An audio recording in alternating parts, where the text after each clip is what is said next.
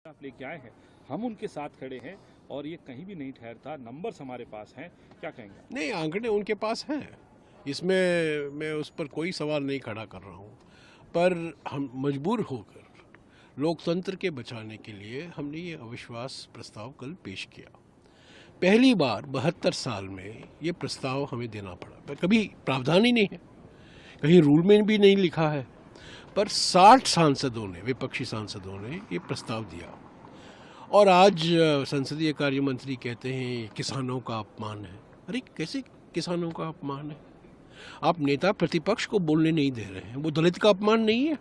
वो भी दलित का अपमान है। और यही अध्यक्ष जी ने कहा है कि मोदी सरकार किसानों की मांगों की नजरअंदाज कर रहा है, किसान की मांगों को सुन ही नहीं रहा है, एमएसपी के बारे में चुप है, ऋण माफी के बारे में चुप है। उन्होंने बहुत लंबा बड़ा 4-5 दिन पहले जहां कृषि मंत्री भी मौजूद थे, उनके मौजूदगी में उन्होंने ये सवाल उठाए और आज किरण रिजिजू कह रहे हैं ये किसान का अपमान है। कैसे किसान का अपमान है? कोई व्यक्तिगत हमारी लड़ाई नहीं है।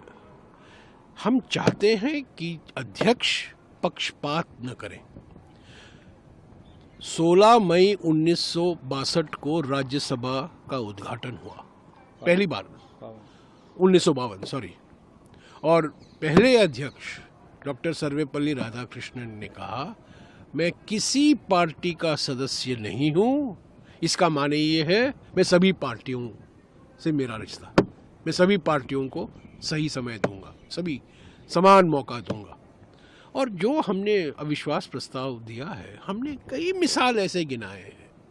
परसों ही किस तरीके से अध्यक्ष जी ने सरकार के सांसदों से कहा बोलो बोलो बोलो बोलो, और जो इल्ज़ाम लगाए जा रहे थे, नेता सदन के नेता खुद हमारे नेताओं के नाम लेकर इल्ज़ाम लगा रहे हैं और वो रिकॉर्ड पर आ रहा है, बहुत आपत्तिजनक है।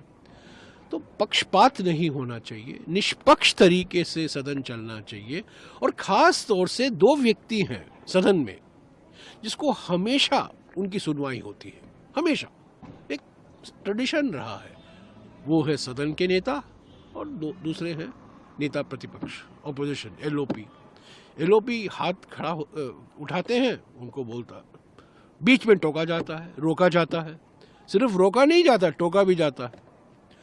तो मैं बड़े अफसोस के साथ, बड़े दर्द और पीड़ा के साथ हमने ये अविश्वास प्रस्ताव पेश किया। ठीक है, आंकड़े उनके पास है, बहस कराइए। अगर आंकड़े आपके पास हैं, आप बहस से क्यों भाग रहे हैं? आज जो राज्यसभा में स्थगित किया गया, वो उसकी भूमिका हमारे में कोई भूमिका नहीं थी। वो सरकार नहीं चाहती थी कि आज राज्यसभा चले।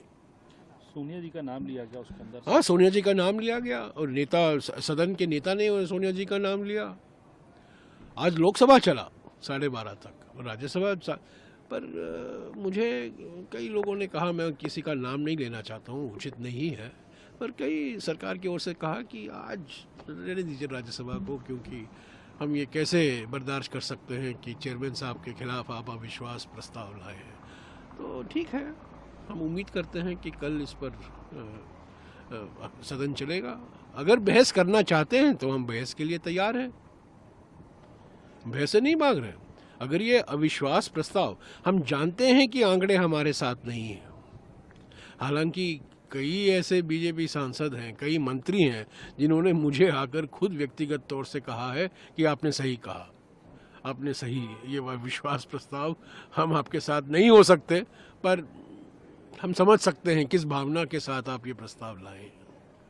शुक्रिया।